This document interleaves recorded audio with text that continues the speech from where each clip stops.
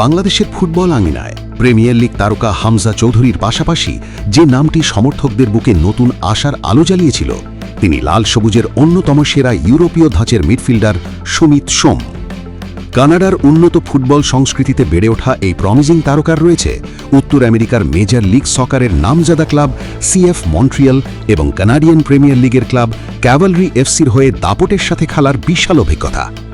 কানাডার অনূর্ধ্ব 23 দল, এমনকি তাদের মূল জাতীয় দলের হয়ে খেলার পর রক্তের টানে ফিফার ওয়ান টাইম সুইচ বিধির অধীনে নিজের জন্মভূমির লাল সবুজ জাতীয় দলকে বেছে নেন তিনি।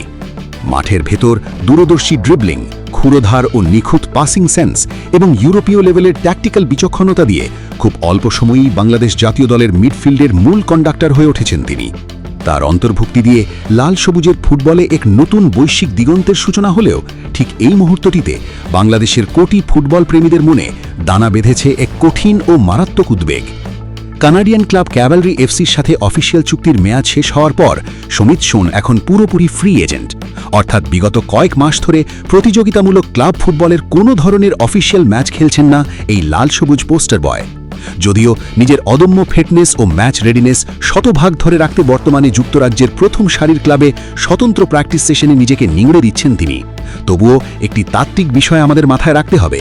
হাই ইন্টেন্সিটি অফিসিয়াল ম্যাচ খেলা আর স্রেফ ট্রেনিং সেশনে ঘাম ঝরানোর মধ্যে পার্থক্য আকাশ পাতাল। একজন পেশাদার আন্তর্জাতিক অরিজিন ফুটবলারের পক্ষে দীর্ঘদিন অফিসিয়াল প্রতিযোগিতামূলক ম্যাচের বাইরে থাকা মানে কেবল তার ব্যক্তিগত ম্যাচ ফর্ম নষ্ট হওয়া নয়, বরং ম্যাচের 70 থেকে 80 মিনিটের পর হাই স্পিড ফুটবলে টিকে থাকার সক্ষমতায় বড় ধাক্কা খাওয়া।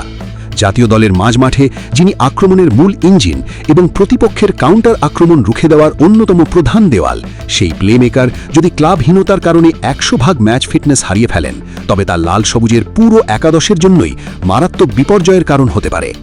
সামনে অনুষ্ঠিত হতে যাওয়া সাফের মেগা ম্যাচে এর নেতিবাচক প্রভাব পড়ার চরম ঝুঁকি তৈরি হয়েছে, যা থমাস ডুলির পুরো ট্যাকটিক্যাল সিস্টেমকেই থমকে দিতে পারে। যদি খুব দ্রুত ইউরোপ বা এশিয়ার কোনো ক্লাবে সুমিত সোমের চুক্তি সম্পন্ন না হয় এবং তিনি অফিসিয়াল ম্যাচে না নামতে পারেন, তবে তার এই দীর্ঘ ক্লাবহীন অবস্থা বাংলাদেশের ফুটবল সমর্থকদের বিশাল প্রত্যাশা আর দেশের ফুটবলের অগ্রযাত্রায় এক বিশাল অন্তরায় হয়ে দাঁড়াবে। কারণ আর মাত্র কয়েকটা দিনের অপেক্ষা, এরপরই ঘরের মাঠের উত্তাল গ্যালারিতে বাংলাদেশের সামনে অপেক্ষা করছে মর্যাদাপূর্ণ সাফ চ্যাম্পিয়নশিপের অগ্নি পরীক্ষা। ফুটবলের সেই অদম্য ম্যাচিওরিটি, মাঝমাঠের আধিপত্য আর দেশের পতাকার টান নিয়ে চমৎকার আরেকটি ছন্দ রয়েছে।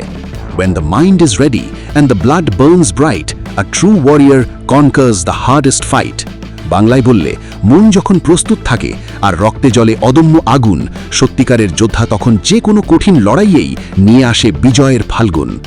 প্রিয় দর্শক, আপনার মন কি বলে? সাফের গুরুত্বপূর্ণ ম্যাচের আগে সুমিত সোমের এই ক্লাবহীন অবস্থা কি বাংলাদেশ দলের পারফরম্যান্সে বড় কোনো প্রভাব ফেলবে, নাকি নিজের অভিজ্ঞতা দিয়ে সুমিত সোম সব বাধা টপকে যাবেন? কমেন্ট বক্সে লিখে জানান আপনার মূল্যবান চিন্তাভাবনা। ভিডিওটি ভালো লাগলে লাইক ও শেয়ার করুন, আর বাংলাদেশের ফুটবলের সব ইনসাইড গ্লোবাল আপডেট সবার আগে পেতে আমাদের এই এফসি স্পোর্টস চ্যানেলটি এক্ষুনি সাবস্ক্রাইব করে বেল আইকনটি অন করে রাখুন। সবাই ভালো থাকুন, লাল সবুজের ফুটবলের সাথেই থাকুন। বিদায় নিচ্ছি আমি রাকিব, এফসি স্পোর্টস।